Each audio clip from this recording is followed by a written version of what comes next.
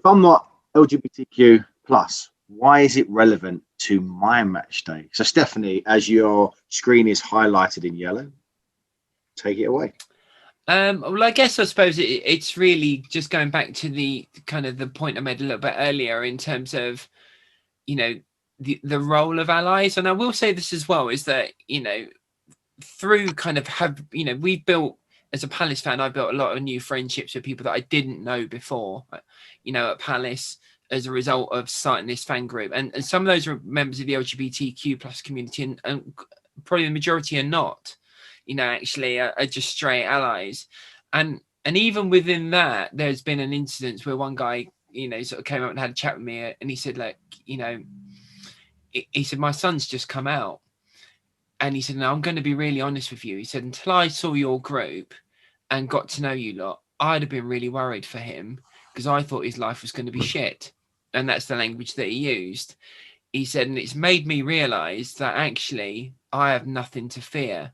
I just want him to be all right. I do have to fear idiots, he said, because there'll always seem to be idiots. He said, but I don't have to fear that he will be loved, or that he will have a good life, or that he will have friends, or that he can enjoy his passions or anything like that. He said, and actually meeting your group and getting to know you all is completely removed the idea of why that's a problem for me. If I'm worried about anything, it's just how some people might treat him along the way. And I guess that's why it might be relevant to your match day, because actually we're all part of someone's family, every single one of us. So, you don't know at what point somewhere in your friendship group or in your family group or in your workplace, you're going to encounter, if you haven't already, a member of the LGBTQ plus community, and how you respond to them is going to affect how you feel about yourself as well.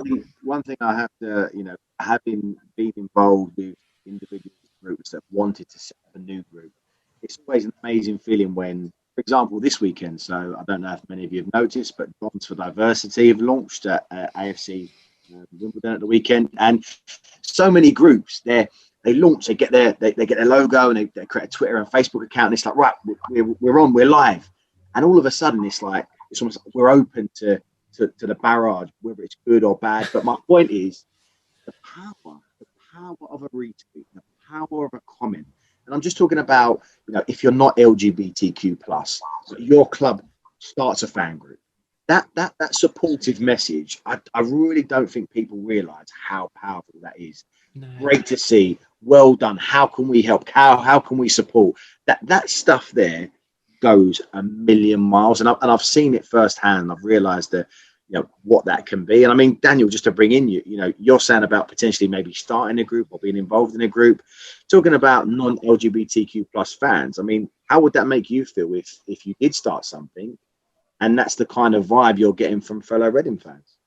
Yeah, it's like the role of non-LGBTQ fans in terms of making my experience feel enjoyable at a football match, and it's just showing your support and showing that people like myself are welcome to games. People like myself, we embrace the differences. I think that's the main message that I'd want non-LGBTQ plus allies to show, is that I don't have to, like, from their perspective, I don't have to be LGBTQ to get involved with this group. I want to help people who are LGBTQ feel comfortable at football matches, and that's the main role of non-LGBTQ fans on match days, is by showing support, and showing support can lead to social change, and then it's like a, what do you call it, like a, I don't know what you call a phrase, but it's like an effect where it just keeps going on, and that can then lead to more groups being set up, and it can lead to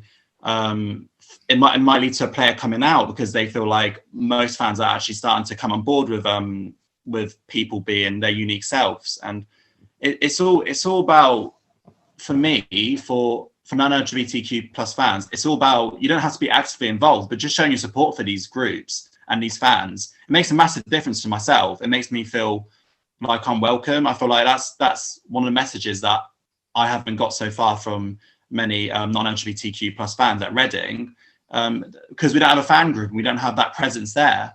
And obviously, I think if we did set one up in the near future, which I'm hoping to do, we would see obviously a lot of positive reaction, but also some negative reaction. And it's just about it's just about seeing what we can do as a group to try and change a few people's minds about perceptions about LGBTQ plus people.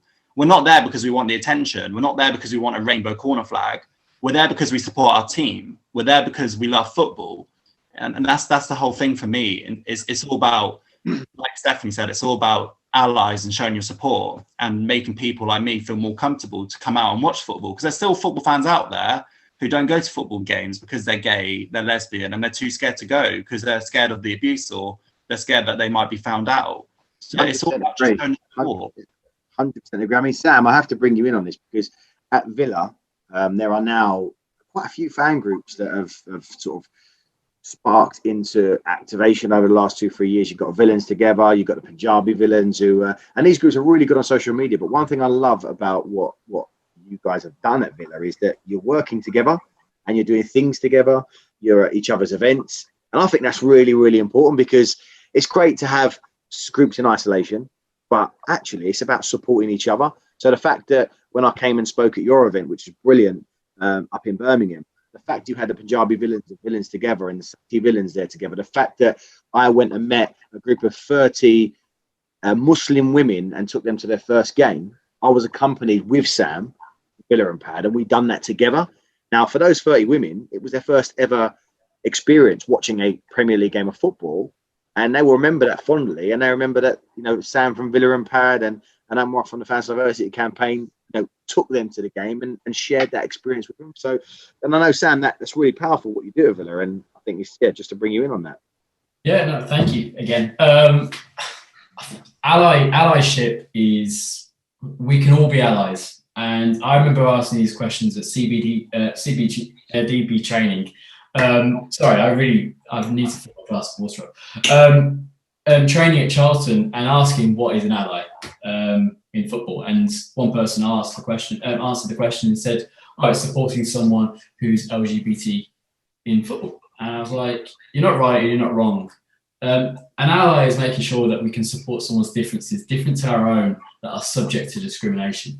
And we need to, I think this is what we do really well with the LGBTQ plus communities in football, is that where I think Stephanie and Chris will agree with me, is that we can't force it across people to go, oh, we need to be doing LGBT equality. Like, we need to find a way to have that conversation in different aspects of society.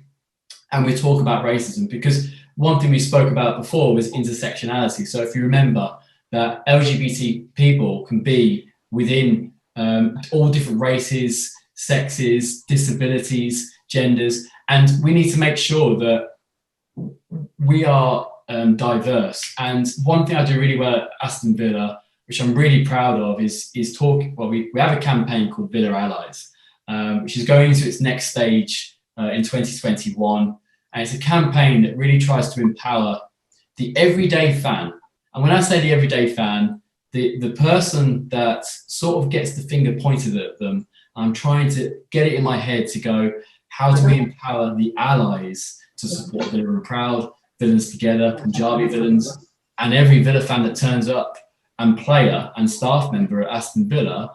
Is this person is a white English male and is heterosexual, and they are accused of being homophobic, sexist, racist, ableist, and all this sort of stuff. And what we need to do is get to a point where they go, the way I use it is that I want to see Dave in a pub around Villa Park wearing this Villa Allies top, and everyone will be looking at him going, "Dave, what are you wearing?" And I'd be like, "It's my Villa Allies top." Well, what's that? And it's like, well, what's different? It's different to my own in Villa Park. And I'm like, that's where I wanted to get to. Now, in my head, I'm like, this is what it's going to be. But we know that football's not always like that.